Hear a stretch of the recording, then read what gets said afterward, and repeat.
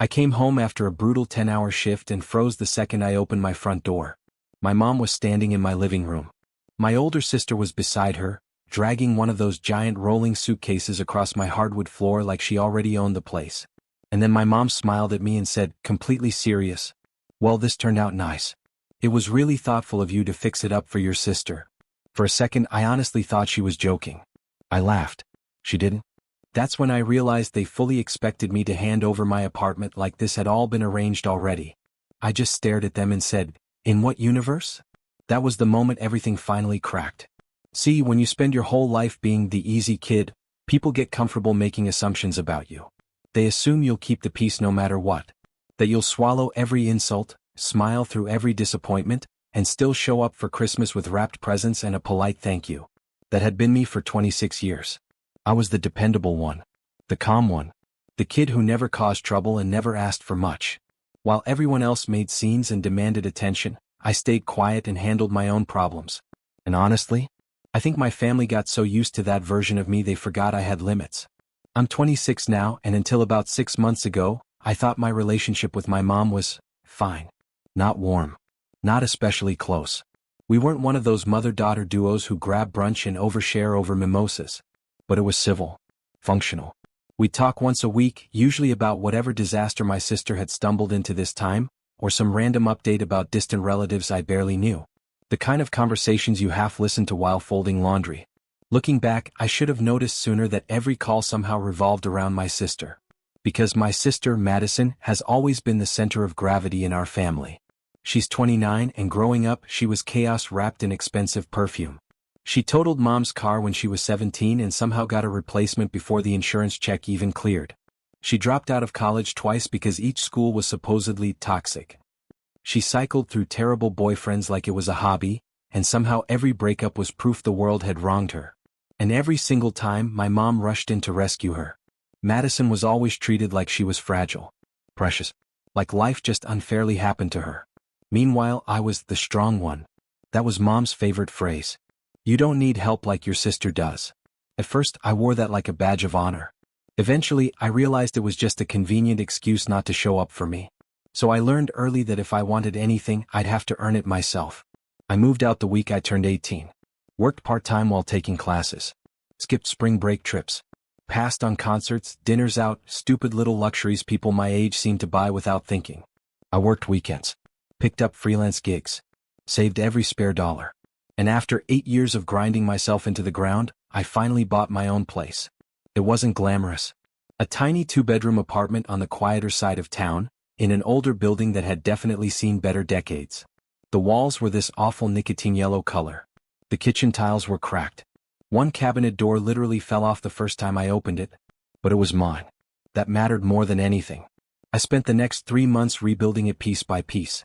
I painted the walls this soft slate blue I'd obsessed over after falling down a home renovation rabbit hole online. I taught myself how to retile the kitchen floor from YouTube videos and pure stubbornness. I installed floating shelves in the living room for my books and plants after messing it up twice first. Every inch of that place had my fingerprints on it. The couch. Bought secondhand and reupholstered with my best friend, Rachel, over 3 greasy pizza-fueled weekends. The TV stand? My old desk, sanded down and painted black. It wasn't designer perfect, but every piece had a story. It was the first thing in my life that was fully, unquestionably mine. My mom came by once while I was still renovating. She stood in the middle of the living room, glancing around while I excitedly showed her everything I'd done myself. She barely reacted. Her eyes drifted across the unfinished trim, the stacked paint cans, the missing ceiling light fixture. Then she sighed and said, "You know, Madison's having a really hard time right now." And something about the way she said it made my stomach drop. Because I didn't think much of it at first. But looking back, that was the first warning. She might need somewhere to stay for a little while. My mom said it casually, like she was commenting on the weather. I was standing on a step ladder with a paint roller in one hand and my phone wedged between my shoulder and ear. I remember pausing for half a second before saying, "Well, I'm sure she'll figure something out." I didn't think much of it. Madison always needed something. Money. A ride. A couch to crash on. Emotional support after another spectacular breakup with some guy who was obviously bad news from the second he opened his mouth. And somehow, someone always stepped in to save her. Usually my mom. But there was something in the silence that followed my answer. A weird little pause. When I glanced down, Mom was looking around my apartment with this unreadable expression, like she was mentally measuring the space. Like she was calculating something. It made the back of my neck prickle. Still, I brushed it off. At that point, random Madison-related comments were basically background noise in my life. I'd gotten good at tuning them out. It was easier that way. I didn't want conflict. Not when I was finally building something that was mine. A few weeks later, I officially moved in. My mattress got delayed, so that first night I ended up stretched out on my Craigslist couch with a hoodie balled under my head for a pillow. And honestly, it was one of the happiest nights of my life. I just lay there staring at the ceiling I'd painted myself, breathing in that faint smell of fresh plaster and wood stain, and felt something I hadn't felt in years. Peace. Real peace. For the first time in my life, I wasn't living around someone else's chaos. No roommates slamming doors. No landlords threatening rent hikes. No family drama bleeding through the walls. Just silence. Just mine. I didn't even tell most of my extended family I'd bought the place. It wasn't some dramatic secret. I just wanted to enjoy it quietly without commentary. Mom knew, obviously. She stopped by a couple of times after I moved in, and every visit felt strange. She'd trail her fingers over the butcher block countertop I'd spent 2 full weekends sanding and staining and say things like, "Wow, it's actually really nice in here." Actually, like she'd expected me to fail somehow. Then, without fail, she'd pivot straight into whatever disaster Madison was dealing with that week. She's still upset about Kyle. She might lose her car. She's been so stressed lately. I'd nod, offer some generic sympathy, and change the subject. I should have realized something was wrong when she started asking weirdly specific questions. What time do you usually leave for work? Still going to that gym across town? You work late Thursdays, right? At first, I thought she was just making awkward conversation. Looking back, I feel stupid for not seeing it. Then came Friday. I'd had a brutal day at work. The kind where your shoulders ache and all you can think about is collapsing on the couch with takeout and bad TV. I walked up to my door, slid my key into the lock. And it didn't fit. I frowned and tried again. Nothing. I checked my keychain. Same key. Same apartment. I jiggled it harder. Still nothing. A weird cold feeling crept into my stomach. I knocked. No answer. I knocked again, louder this time. Then I heard movement inside. Footsteps. Muffled voices. And finally the lock clicked. The door opened. And there was Madison. Standing in my apartment. Her hair was piled into a lazy bun. She was wearing an oversized faded college hoodie that I instantly recognized because it had been mine senior year of high school. In one hand she held a glass of red wine. Like she'd settled in for the night. Like this was home. She blinked at me like I was the inconvenience. "Oh," she said. "You're back early." For a second I honestly thought I was hallucinating. My brain just refused to process what I was seeing. Then I finally managed, "What the hell are you doing here?" She frowned. "What are you doing here?" I laughed. Not because it was funny. Because sometimes when something is so absurd, your brain short-circuits. "This is my apartment." Madison rolled her eyes like I was being dramatic. "Mom said you barely use it. And I needed somewhere to land after things ended with Jason." I just stared at her. My chest felt tight. "She gave you a key?" Madison hesitated. And in that tiny pause I knew. No, not a key. Something worse. I looked at the lock. Brand new hardware. Cold realization slammed into me all at once. "You changed it." She crossed her arms. "Mom thought it made more sense this way." I actually felt dizzy. "This way." "You're never here," she snapped. "You work all the time." I needed a fresh start, and honestly, you're being selfish about this. Selfish. The word hit me so hard I almost laughed again. I had worked for 8 straight years to buy this place. Skipped vacations. Skipped birthdays. Skipped having any kind of normal 20s. And somehow I was selfish because I wanted to live in the apartment I paid for. I could feel my hands starting to shake. I knew if I stayed there another minute I'd lose it. So I turned around and walked away. Didn't yell. Didn't argue. Didn't give her the fight she was clearly expecting. I got in my car and drove. No destination. No plan. Just driving while my heart pounded so hard it hurt. And as I pulled away, I glanced back through the living room window. Madison had already dropped back onto my couch. The couch Rachel and I had spent 3 weekends restoring by hand. She picked up her wine glass and turned on my TV like nothing had happened. That's when it hit me. This wasn't confusion. This wasn't some misunderstanding. They had planned this. And in that moment, everything changed. When I say I sat in my car for over an hour that night, I mean literally. Engine off. Dashboard lights slowly fading. My phone buzzing every few minutes in the cup holder. 2 missed calls from Mom. 1 text from Madison. Didn't mean to upset you. Come back when you've calmed down. I must have read that message 10 times. Come back when you've calmed down. That part kept looping in my head. She was sitting in my apartment, drinking wine from one of the cheap thrift store glasses I'd bought for 50 cents and weirdly felt proud of because it had this tiny etched pattern that made it look expensive. She was surrounded by my furniture, my things, my life, and somehow I was the one who needed to calm down. I didn't respond. I just stared through the windshield at the empty street, trying to understand how this had happened. How I'd somehow become the outsider. How I was sitting in my own car, locked out of my own home, while my sister played house inside the place I'd spent years sacrificing for. And the worst part? There hadn't been some huge screaming confrontation. No dramatic warning signs. No explosive fight. It had all happened quietly, carefully. Like they'd counted on me being too shocked to push back. That almost hurt more. Eventually, I drove to my friend Ryan's place. We'd gone to college together, and he was the kind of guy who didn't force conversations when he could tell something was wrong. He opened the door, looked at my face for half a second, then handed me a spare blanket. You okay? Yeah, I said automatically. He gave me that look people give when they know you're lying but respect you enough not to call it out. I didn't sleep much.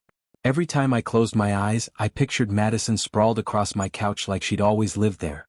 The next morning, I drove straight back to my apartment complex and parked across the street. I didn't even know what my plan was. Part of me wanted to believe there had to be some explanation. Some misunderstanding I hadn't considered. Something that would make all of this make sense. Deep down, though, I already knew. Still, I walked up to the door and tried my key again. Nothing. Same dead resistance. I knocked. Hard. Then harder. After about 30 seconds, footsteps approached. The door swung open. Madison stood there. And right behind her was Mom. Both of them fully dressed, fully awake, like they'd been expecting me. That was the first thing that made my stomach twist. This felt rehearsed. Mom folded her arms. We need to talk. I laughed once, sharp and humorless. Yeah. No kidding.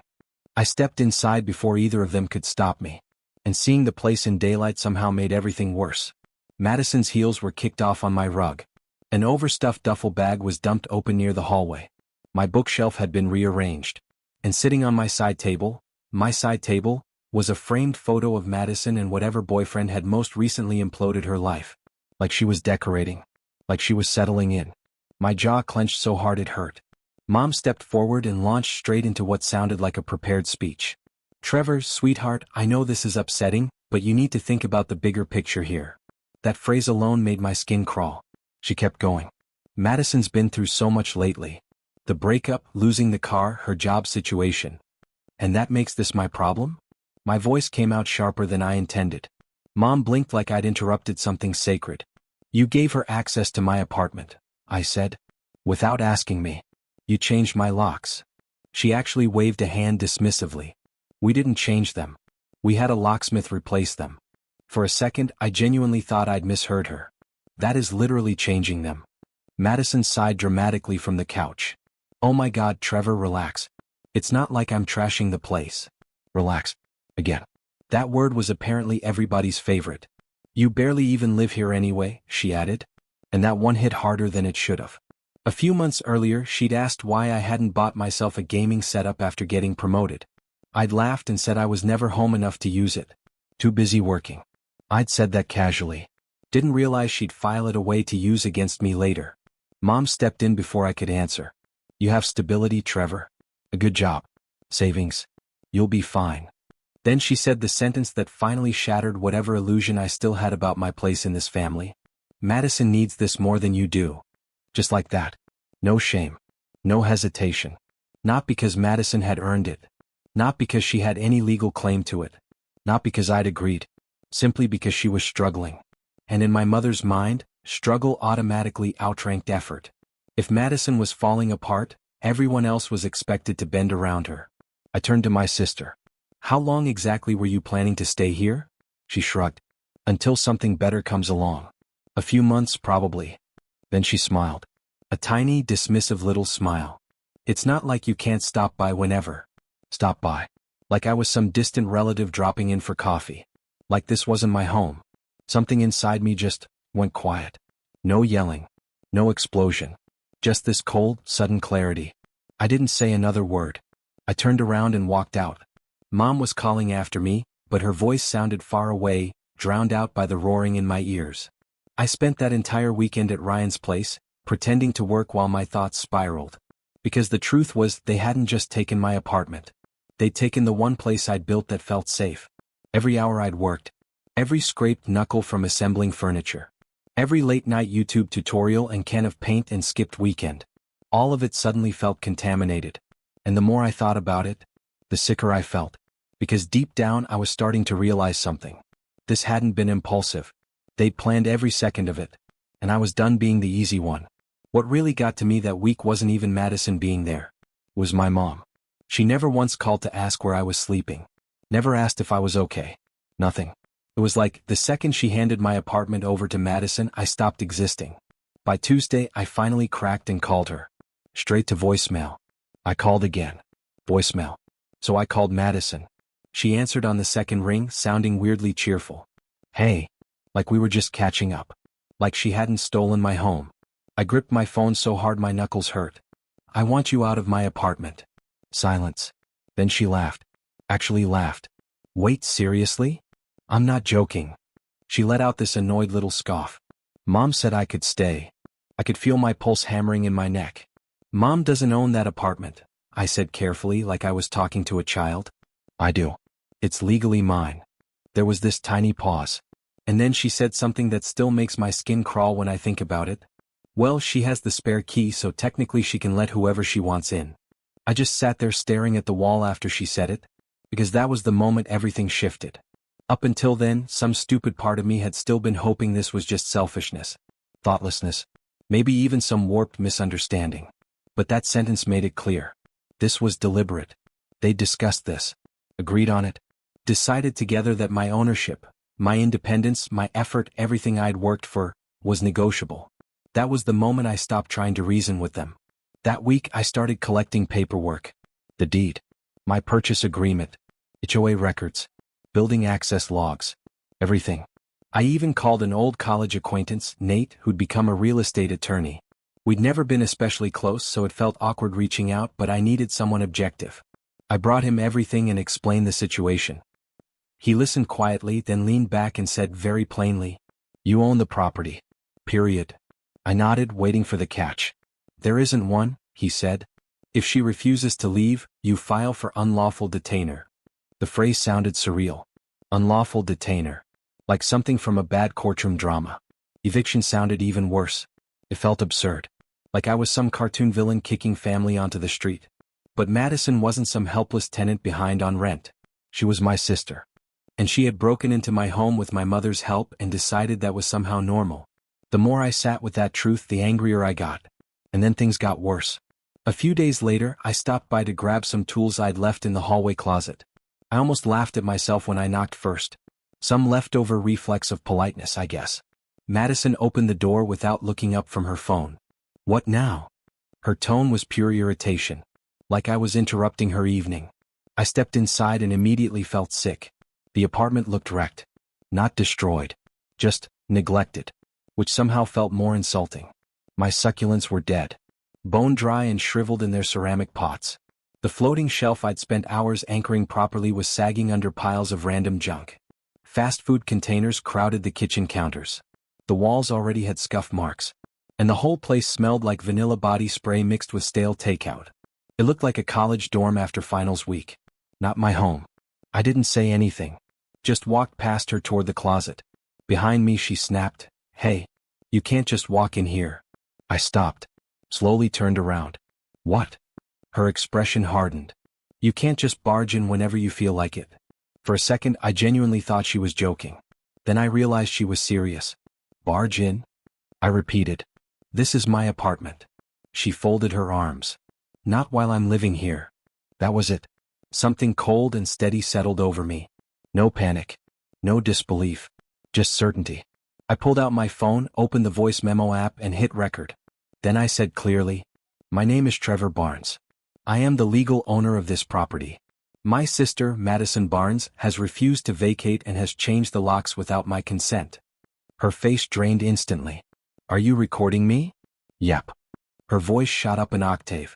You can't do that. I looked her dead in the eye. You'll be hearing from my lawyer. Then I walked out. No argument. No shouting. Nothing. 2 days later I emailed my mother. Not a text. Not a phone call. An email. Formal. Cold. Precise. I laid everything out clearly. Effective immediately, Madison was no longer permitted to occupy my apartment. If she refused to vacate, I would begin legal proceedings. If she needed to collect personal belongings, she would have 48 hours to do so under supervision. No discussion. No negotiation. No response came for hours. Then finally, close to midnight, her reply landed. Just 3 sentences. You're making a huge mistake. She's your sister. Family helps family. This is how you repay love. I pity you. That was it. No apology. No acknowledgement of what they'd done. Just guilt. Classic mom. And honestly, I expected that. What I didn't expect was what happened Friday night. Around 11 my phone rang. The building concierge. His voice sounded confused. Mr. Barnes? Sorry to bother you this late, but there's kind of a situation at your unit. Every muscle in my body tightened. What kind of situation? He hesitated. Your mother and sister are having some kind of argument. It's gotten loud enough that neighbors complained. Security had to step in. And right then, I knew something had finally gone very, very wrong. They're fighting over furniture. That's what the concierge said. For a second I honestly thought I'd misheard him. Excuse me? Your mother and sister are arguing over your couch, I think? I didn't even grab my jacket. I just ran. The whole drive there, my hands were shaking so badly I could barely keep them steady on the wheel. Part of me still thought maybe there had to be some explanation. Some detail that would make this less insane. There wasn't. By the time I got to my floor, 3 people were standing outside my apartment. The building manager, security guard, and my mother. She was bright red, arms flailing, practically shouting. Madison stood half inside the doorway clutching one of my couch cushions against her chest like she was protecting state secrets. And she was yelling that the couch was partly hers because she'd helped me pick it out when I bought it off Craigslist. That was her argument. Not that she'd paid for it. Not that she'd restored it. Just that she'd once glanced at the listing and said, yeah, that one looks fine. Meanwhile, Rachel and I had spent 3 full weekends stripping, repairing, and reupholstering that thing by hand. And now Madison was acting like that somehow made it communal property. The whole scene was so absurd it almost felt unreal.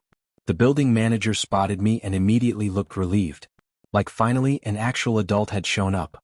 Mr. Barnes, he said carefully, can you explain what's happening here? And that was the moment everything crystallized. No hesitation. No guilt. No second guessing. I looked him straight in the eye and said, this is my apartment. Neither of them live here. I want them removed. The hallway went silent. Even Madison stopped yelling. The manager raised an eyebrow. You're certain? I nodded. Yes. And then, for the first time in my life, I watched my own mother get escorted out of my home. She looked stunned. Not hurt. Not ashamed. Just shocked that I'd actually done it. Like she genuinely believed I would cave at the last second. Madison looked even worse. She stared at me like I'd betrayed her. Like I was the one who'd crossed some unforgivable line.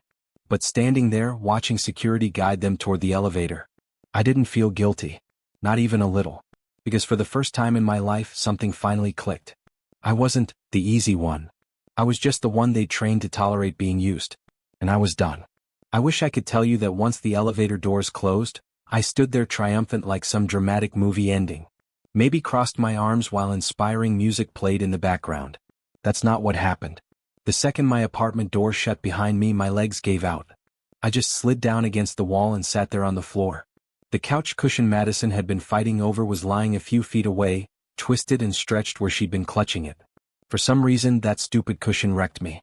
Maybe because it symbolized everything. That couch had been one of the first things I'd made mine.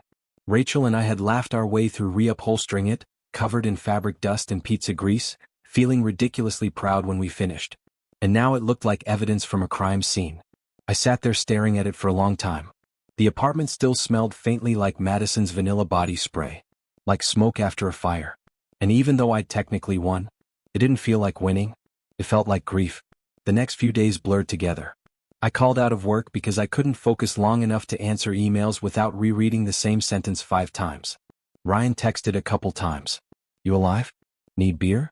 Or like, 10 beers? I ignored him at first. Not because I didn't appreciate it. I just didn't know how to explain this. Because the person who'd hurt me most wasn't some ex or bad boss or random toxic friend. It was my mother. And pain like that isn't clean. It's layered. Complicated. Built over years until one day something finally tears open and you realize it was never healed to begin with. 4 days later, Mom finally called. I let it go to voicemail. Her message was 20 seconds long. No hello. No apology. Just this cold, clipped voice saying, I hope you're proud of yourself. Madison's staying with me now. She's devastated. You've broken this family. That was it. And hearing it, I finally understood something I'd spent my whole life refusing to admit. She was never going to apologize. Not now. Not ever. In her version of reality, I was the villain. Not because I'd done anything cruel, but because I'd finally stopped being convenient. That realization hit harder than anything else. That night, I lay in my bed, my actual bed finally delivered, and stared at the ceiling fan I'd installed myself. The blades turned slowly overhead. Steady. Quiet. I kept thinking. I did everything right. I worked hard. Stayed out of trouble. Asked for almost nothing. Built my life piece by piece. And somehow, even that wasn't enough to earn basic respect. For a while, I seriously thought about selling the apartment. Just leaving. New city. New number. New life. Erase this whole chapter and start over somewhere they couldn't touch. And honestly, I almost did it. Then I got up to use the bathroom. And stepped on that stupid floorboard near the door, the one that always creaked no matter how carefully I walked over it. I'd meant to fix it for months. Never had. And standing there in the dark, hearing that familiar little squeak, something shifted. It felt real. Broken, imperfect, stubbornly real. Mine. At 11:30 that night, I made coffee, opened my laptop, and started a note titled, What I Still Control. I stared at the blank screen for a while before typing 2 things. My time. My space. That was it. Everything else felt messy and uncertain. But those 2 things were still mine. So I started there. The next morning, I began clearing out everything Madison had touched. Not dramatically. Not angrily. Quietly. Methodically. The way you scrub graffiti off something you love. And while I was doing it, I realized something else. I wasn't just cleaning my apartment. I was preparing for whatever came next. And I had a feeling my family wasn't finished with me yet. The next morning, I got rid of everything Madison had left behind. Her shampoo bottles. Her takeout containers stuffed into my cabinets. The oversized hoodies she dumped on the floor like she planned to come back for them. Even the chipped coffee mugs she'd brought over from Mom's house. I threw all of it out. Not dramatically. Not angrily. Just quietly. Like cleaning up after a flood. And after that, I spent the next week reclaiming my apartment. Not just physically. Mentally. Emotionally. Every little change felt like taking a piece of myself back. The wall she'd scuffed dragging her suitcase inside? I repainted it deep forest green. Rich. Clean. Grounding. Mine. I ordered a new throw blanket to replace the one she'd spilled wine on. Bought a new rug. Rearranged the bookshelves. Replaced every single light bulb in the apartment, even the ones that still worked.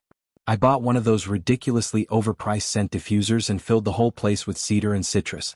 Anything to erase that stale vanilla cloud reminder she'd left behind. And weirdly, it helped. Bit by bit, breath by breath, I started feeling like I could actually breathe again. Ryan came by that weekend carrying a 6-pack and his usual mildly concerned expression. He stepped inside and looked around. This place feels different. It is. He dropped onto the couch and frowned. Okay, seriously. Are you good? I shrugged.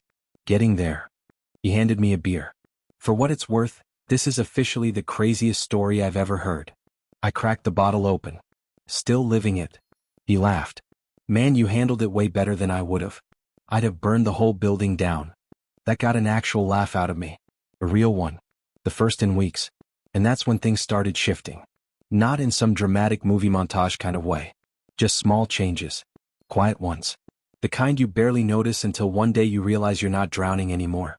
I started going back to the gym. Not because I suddenly cared about getting shredded. Honestly, I just needed somewhere to dump all the anger and confusion that had nowhere else to go. I stopped answering Mom's calls completely. At first, ignoring them felt unnatural. Like holding your breath underwater. But eventually, it got easier. Then it got peaceful. I put my phone on Do Not Disturb every night after 7. Stopped doom scrolling social media. Started journaling instead. One night, half asleep and irritated, I wrote, "I used to think being the bigger person meant keeping the peace. Now I think it means protecting your peace." The next morning I taped that sentence to my fridge. And honestly, I still have it there. A few weeks later, on impulse, I signed up for a woodworking class at a local community workshop. Totally random. I'd never built anything more complicated than IKEA furniture, and even that usually ended with leftover screws and mild emotional damage. But I needed something real. Something I could touch and shape and control. Something that didn't involve family drama or legal paperwork or pretending I was fine. The first couple classes were rough. By week 3 though, I'd built this little walnut end table with dovetail joints. It was slightly crooked and wobbled if you leaned on it too hard. But it was solid enough to stand. The instructor, this older guy named Ron with permanently dusty jeans and the calmest energy I've ever encountered, gave it an approving nod. "You've got a good eye for this." I laughed. "I'm just figuring it out." Ron grinned. "Aren't we all?" That line stuck with me. Because outside my apartment, life kept moving. Work opportunities started opening up again. Promotions.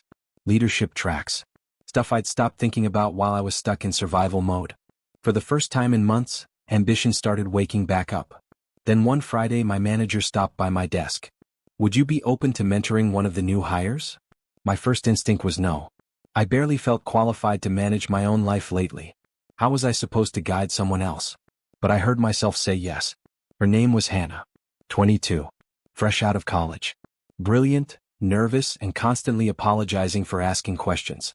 Watching her light up every time something finally clicked reminded me why I'd loved this work in the first place.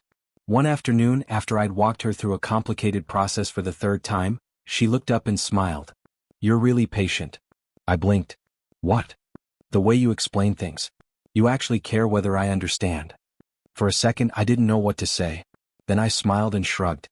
Someone did that for me once. That wasn't true. Not really. No one had. But I wanted to be that person for someone else. Maybe that counted for something. Around that same time, Madison posted an Instagram photo. A perfectly staged shot of her new apartment. Soft string lights. A carefully cropped corner of a room. Minimalist filter. The whole thing screamed fake. It was obviously Mom's basement dressed up to look trendy. Her caption read, "Sometimes life forces you to rebuild. Sometimes that's the blessing you didn't know you needed." I stared at it for a full minute. No mention of what she'd done. No apology. No accountability. Just this polished little narrative where she was the resilient survivor rising from the ashes. And apparently I was the fire she'd overcome. A few months earlier, that post would have ruined my whole night. This time, I just locked my phone and moved on. Because something had changed. I didn't need her to acknowledge the truth anymore. She had taken something from me. That was real. But I'd taken something back too. Myself. And one night after woodworking class I came home, set my keys on the counter and just stood there in the entryway. The forest green wall. The handmade table. The soft cedar and citrus scent drifting through the apartment. The low hum of my own quiet life. For the first time since all of this started, it felt like home again. And standing there I realized something. I hadn't just gotten my apartment back. I'd gotten myself back. Or at least, I was finally starting to. My apartment didn't feel haunted anymore. It didn't feel like a crime scene or a battleground or some reminder of everything they'd taken. It felt like home again. My home. And that's when I made a decision. I sat down at my kitchen table, opened my laptop, and pulled up a blank document. At the top I typed, "Next move." Then underneath it, just one line. "Find a real lawyer." Because while I'd spent the last few months rebuilding myself, they hadn't stopped. Through random family gossip and careless comments from cousins, little pieces of the truth kept surfacing. Mom had apparently been telling people I'd thrown them out on the street after they'd helped me get established. That one almost made me laugh. As if they'd funded my apartment instead of trying to steal it. Then I found out Madison had been using my address on loan paperwork as part of her residence history. That was the moment I knew this wasn't over. Not even close. But this time I wasn't reacting from panic or hurt. This time I was calm. And honestly, that made me more dangerous. Clarity doesn't hit all at once. It's not some dramatic lightning bolt realization. It's quieter than that. It arrives slowly, like sunlight leaking through blackout curtains. At first you barely notice it. Then suddenly the whole room is visible. That's what happened to me. For months, I'd been trying to heal by moving on, trying to convince myself peace meant forgetting. But eventually I realized something. Forgetting isn't peace. Sometimes it's just surrender dressed up as maturity. And I was done surrendering. What they'd done wasn't some harmless family misunderstanding. They'd weaponized my trust. They'd taken my kindness, that reflexive instinct to keep the peace, and twisted it into permission. They expected me to accept it, smile politely, get over it, maybe even apologize for making things awkward. And the more I thought about that, the angrier I got. Not explosive anger, cold anger, focused anger, useful anger. So I did what I should have done from the beginning. I grabbed a legal pad and wrote one word across the top. Consequences. Not revenge in some dramatic movie villain sense. Just accountability. Calm, patient, unavoidable accountability. And then I started planning. Step 1 was research. A lot of it. I dove into property law, occupancy statutes, lock change regulations, identity use violations. Anything even remotely connected to what they'd done. I bookmarked legal blogs. Read landlord forums. Scrolled through endless Reddit threads from people dealing with nightmare relatives who thought DNA overrode ownership laws. Turns out, there's an entire hidden world of people fighting to reclaim what's legally theirs from family who think family means immunity. That weirdly made me feel less alone. The more I learned, the clearer everything became. And then one accidental comment gave me exactly what I needed. A younger cousin dropped something in our extended family group chat. Totally casual. "Oh, I didn't know you and Madison were living together again. Aunt Linda said she put your address on some paperwork." The second I read that, my stomach dropped. Then I smiled. Because finally, proof. Madison had never officially updated her residency when she moved into my apartment. No lease. No permission. Nothing legitimate. She just started using my address like it belonged to her. Probably figured nobody would question it. But using someone else's legal residence on financial paperwork without authorization? That's not just entitled. That's reckless. And it gave me leverage. Real leverage. So I stopped messing around with informal legal advice. I wanted someone sharp. Someone who handled ugly family disputes without blinking. After an embarrassing amount of review site rabbit holes, I found her. Jennifer Rhodes. Mid-40s. Impeccable reviews. Known for representing small business owners and people dealing with property disputes that got personal fast. Her bio described her as precise, aggressive when necessary, and impossible to intimidate. Perfect. I sent her a detailed email with every document, screenshot, timeline note, and voice recording I had. She called me less than 24 hours later. No small talk. No wasted time. "I read your file," she said. Her voice was calm and clipped. "Sounds like your mother and sister decided to hitchhike in a car they don't own." I actually laughed. That's one way to put it. She gave this dry little chuckle. "So tell me what you want." I hesitated. Because honestly, I'd thought about that question constantly. Did I want revenge? An apology? To humiliate them publicly? Part of me wanted all of it. But that wasn't the real answer. "I don't want to ruin them," I said carefully.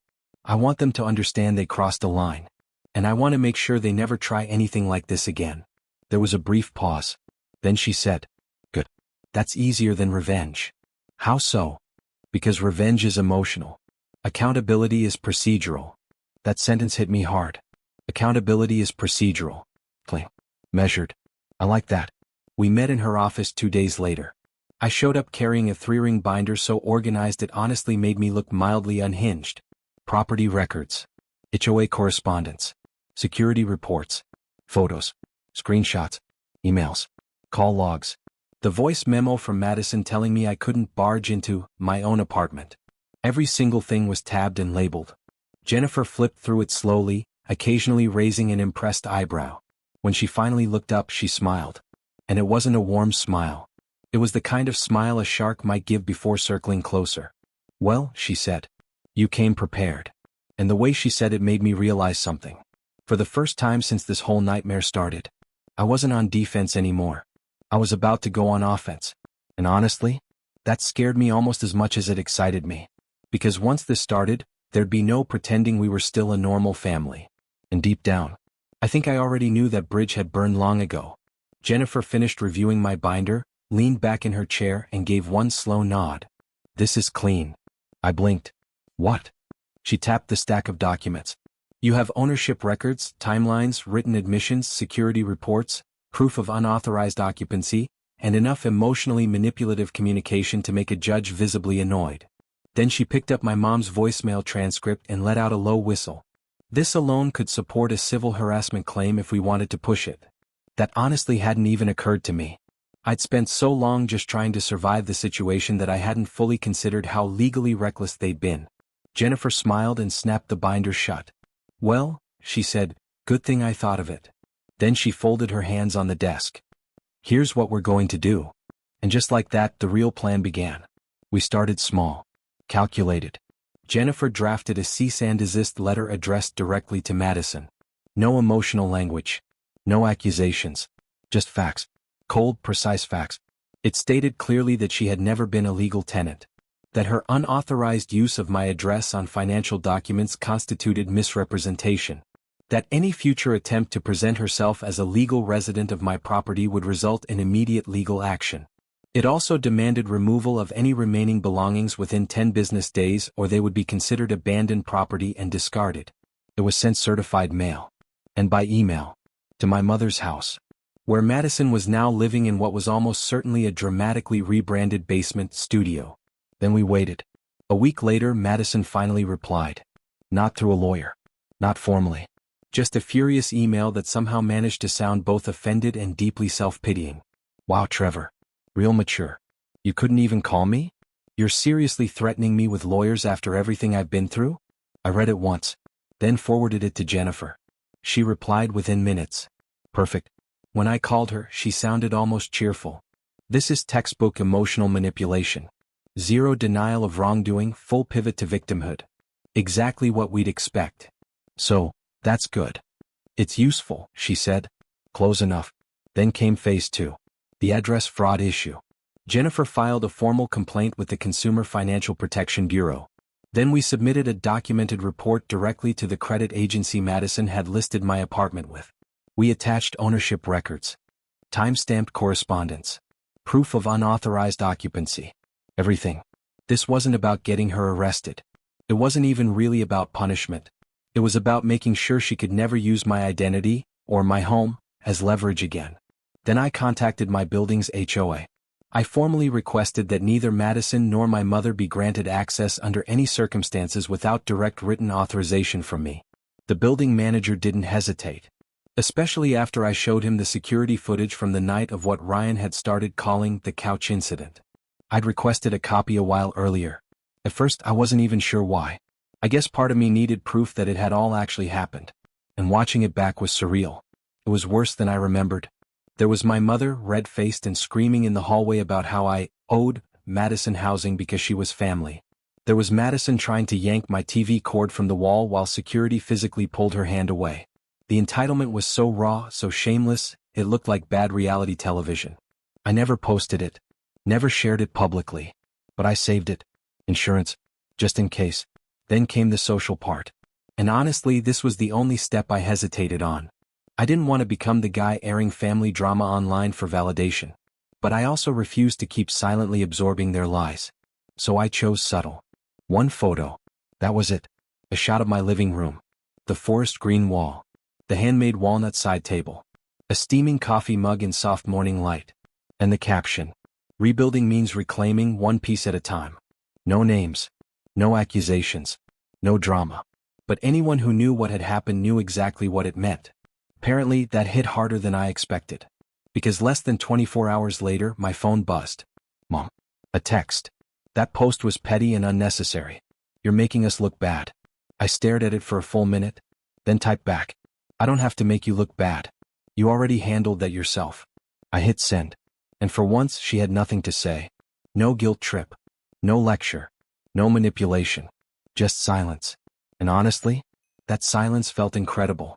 Around that same time, something unexpected started happening. People reached out. Quietly. Cautiously. Cousins who'd spent years privately noticing the favoritism but never saying it aloud. Old family friends who admitted they'd seen cracks in the dynamic for years and didn't know how to intervene. One cousin texted, "I always wondered why Madison got away with everything." Another said, "Your mom told everyone you threw her out with zero warning." That true? For the first time in my life, I didn't downplay it. Didn't soften the truth to keep everyone comfortable. I just told them exactly what happened. She used my key. She changed my locks. She occupied my home without permission. Mom helped her. I gave them weeks to leave. They refused. So I escalated. That was it. No dramatics. No embellishment. Just facts. And something interesting happened. People got very quiet. Not because they disbelieved me. Because suddenly the story they'd been told stopped making sense. And little by little, the Trevor overreacted narrative started dying. Then Jennifer suggested one final precaution.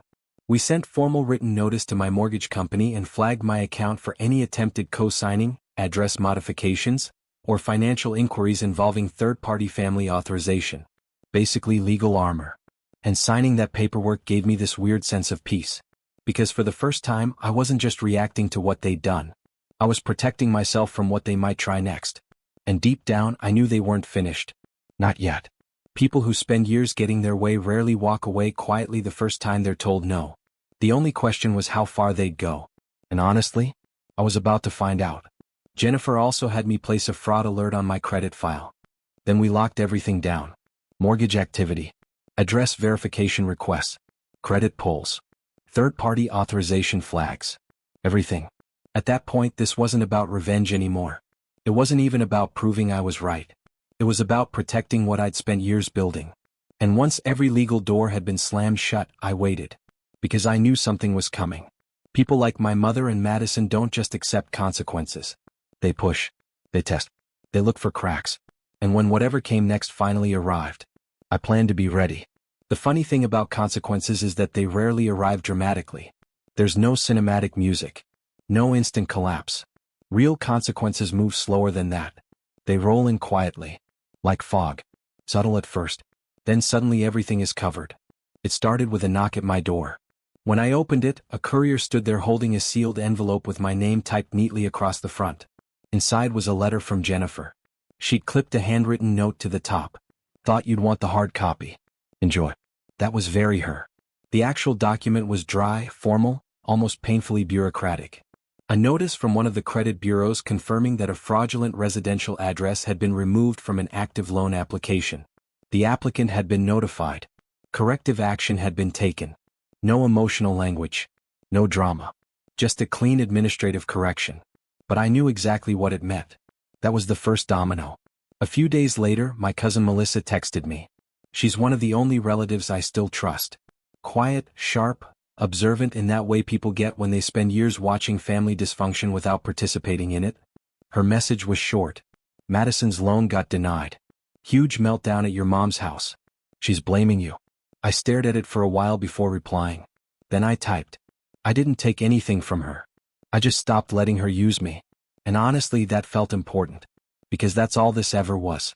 I hadn't ruined anything for Madison. I just removed the shortcut she thought she was entitled to. Apparently, the loan had been funding some kind of wellness startup. One of those trendy little boutique concepts selling crystals, herbal teas, manifestation journals, and aggressively overpriced self-care packages. She'd already told half her social circle about it. Posted teaser graphics. Hinted at a launch date. Talked like success was inevitable. Except she hadn't secured a storefront. Didn't have enough capital. And apparently thought borrowing credibility through my address would somehow make lenders take her seriously. Once the loan disappeared, so did the business plan. Her social media went dark for almost 3 weeks. Then she popped back up with a vague black and white quote post. Protecting my peace means distancing myself from toxic energy. Classic Madison. Rewrite reality. Add a filter. Pretend healing happened. Meanwhile, reality kept quietly closing in. A few days later, I got an email from my HOA board. One of the residents had reported 2 women repeatedly attempting to access the building using an inactive entry code. Access was denied each time thanks to the restrictions I'd put in place. I replied and asked if security footage confirmed who it was. A few hours later, they sent a still image. There they were. Mom and Madison standing outside the glass entrance. Mom looked furious, hands thrown up mid-rant. Madison was staring at her phone with this irritated little frown, like the keypad was malfunctioning instead of rejecting them on purpose. I saved the image immediately. Not because it felt satisfying. Because evidence matters. And something told me I'd need it. Sure enough, a week later Mom called again. After weeks of silence.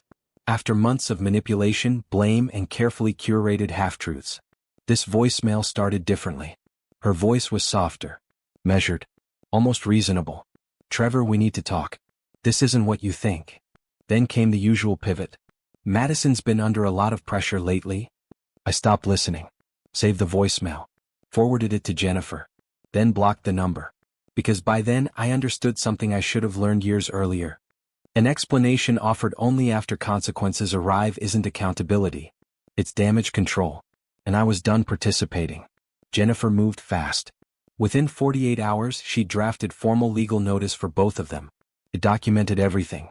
The unauthorized occupancy, the lock changes, the misuse of my address, the repeated trespassing attempts, their refusal to leave when instructed, the attempted re-entry.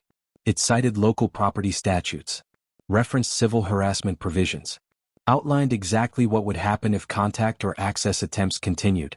Honestly, it was kind of beautiful, cold, precise, merciless in the most professional way possible. We sent it certified mail to both addresses. And then, silence. Immediate, total silence. No calls. No emails. No passive-aggressive social media posts about protecting peace. Nothing. Just quiet. For weeks. And then one morning, my phone rang from a number I didn't recognize. I almost ignored it. Something made me answer. "Hello." There was a pause. Then a man's voice. Older. Measured. "Trevor?" "Yeah. It's your Uncle David." That caught me off guard. He's my mom's older brother. We'd barely spoken in years. Not because of any conflict. We'd just never been especially close. "I know this is random," he said, "but I wanted to call." I stayed quiet. He exhaled heavily. "I've been watching this whole thing unfold." That alone surprised me. Family usually avoided conflict by pretending it didn't exist. Then he said something I never expected to hear. "You did the right thing." I honestly thought I'd misheard him. He kept going. "I spoke to your mother." His tone sharpened slightly. "She's rattled. Defensive. But I told her flat out she was wrong." I sat down slowly on my couch. He continued. "You built something for yourself. Something real. And she tried to hand it away like your effort didn't matter." There was a pause. Then he said, "You are not the bad guy here. Don't let her convince you otherwise." And just like that, something shifted. For months I'd been standing alone inside this story, defending my reality against people who kept trying to rewrite it. And hearing someone from her side say those words, it felt like finally breathing after holding air too long. For the first time I realized something. Maybe I hadn't destroyed my family. Maybe I'd just exposed what it had been all along. And honestly, that truth hit harder than anything else ever had. For a long time, I'd let myself believe I was the villain in someone else's version of events. The selfish son. The cruel brother. The one who chose an apartment over family.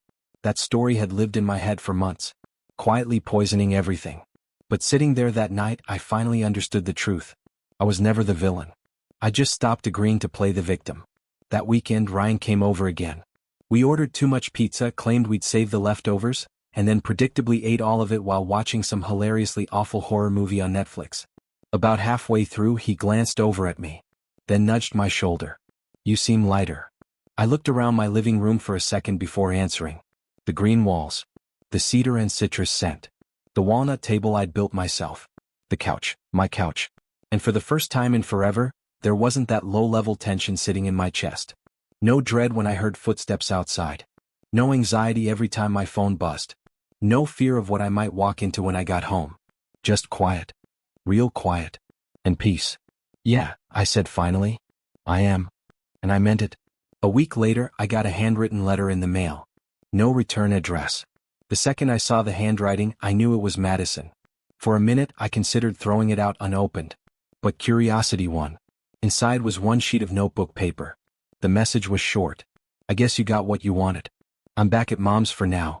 She barely talks to me and everyone thinks I'm some kind of parasite. Thanks for that. I know I messed up, but I never thought you'd go nuclear on your own family. Anyway, hope your precious apartment was worth it." I read it twice, then folded it neatly and slid it into a drawer. Not because I wanted to keep it. Because it didn't matter anymore. Her words couldn't reshape reality. Not now. The truth was simple. I did get what I wanted. I got my home back. I got my peace back. And maybe most importantly, I got myself back. The version of me who doesn't apologize for having boundaries. The version who understands that saying no isn't cruelty. The version who finally accepted that family is not a free pass to disrespect someone and expect gratitude in return. Over the next few months, life kept moving. And this time I moved with it. The apartment became exactly what I'd always wanted it to be. A haven. Friends would come over and say things like, "Man, this place just feels good." And every time I'd smile. Because I knew why. Hannah got promoted at work. On the day it became official, she stopped by my desk grinning and said, "You're basically my career big brother now." That stuck with me. In a good way. Even Jennifer sent me a Christmas card. Inside she'd written, "To my favorite client who dismantled a family empire using receipts and restraint." I laughed so hard I nearly spilled coffee on it. Because honestly, that was kind of what happened. Eventually I saw my mom again. A cousin's wedding. Big family event. Exactly the kind of place where everyone pretends nothing uncomfortable has ever happened. She looked older. Not dramatically. Just worn down. Like years of denial had finally started collecting interest. At one point we made eye contact across the reception hall. She looked away first. I didn't go over. Didn't feel the need to. There was nothing left to prove. No confrontation needed. No final speech. No closure conversation. Because closure had already happened. The moment I stopped needing anything from her. That was the real ending. And looking back now, I realize revenge was never the point. I didn't need to ruin my mother. Or destroy my sister. I just needed them out. Out of my apartment. Out of my decisions. Out of that invisible grip they'd had on my self-worth for most of my life. The fallout wasn't dramatic. It wasn't explosive. It was quiet. Final. A locked door. A clean break. And a new key. One that only fits my hand. Because this time I made damn sure there were no spare copies. So now I'm sitting here in my living room, wondering if I crossed a line by forcing my sister out and legally shutting both her and my mom out of my life. IA for taking back my apartment and refusing to let my family use me anymore?